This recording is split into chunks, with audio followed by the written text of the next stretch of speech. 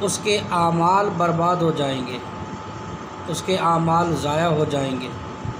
یہ سزا ہے اس بندے کے لیے جو رسول اللہ کی بارگاہ میں ادب و آداب کو ملحوظ خاطر نہ رکھے۔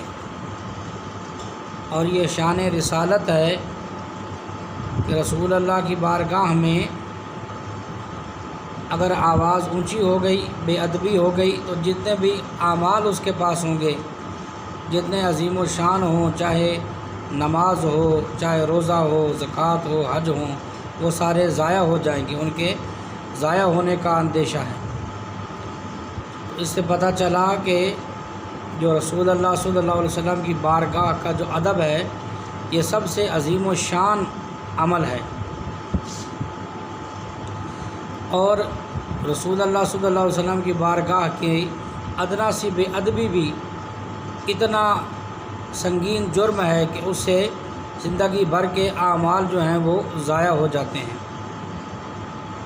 اور سورہ فتح میں اللہ تبارک و تعالی نے ارشاد فرمایا لِتُؤْمِنُوا بِاللَّهِ وَرَسُولِهِ وَتُعَزِّرُوهُ وَتُوَقِّرُوهُ وَتُسَبِّحُوهُ بُكْرَةً وَأَصِيلًا۔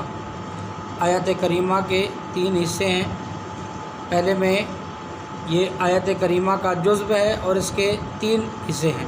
آگے پہلا حصہ لِتُؤْمِنُوا بِاللَّهِ وَرَسُولِهِ کہ اللہ اور رسول پر ایمان لاؤ۔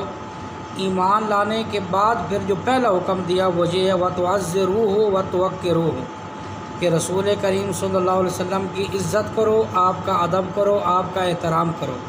یعنی ایمان لانے کے بعد جب کملی والے کی عزت کرو گے، ادب کرو گے، وَتُسَبِّحُوهُ بُكْرَةً وَأَصِيلًا اب عبادات کرو، صبح شام اللہ کو یاد کرو۔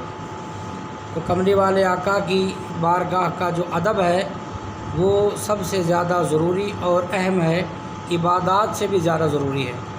حالیہ دنوں میں مسجد نبوی شریف میں جن لوگوں نے اپنی سیاست کو چمکانے کے لیے اور مدینہ طیبہ حرم نبوی میں بھی جنہوں نے اپنے سیاسی لیڈر کو تو یاد رکھا، اس کی تعلیم اور تربیت کو یاد رکھا، اور رسول اللہ صلی اللہ علیہ وسلم کی بارگاہ کا ادب آداب بھول گئے، نہایت افسوس دہ عمل ہے۔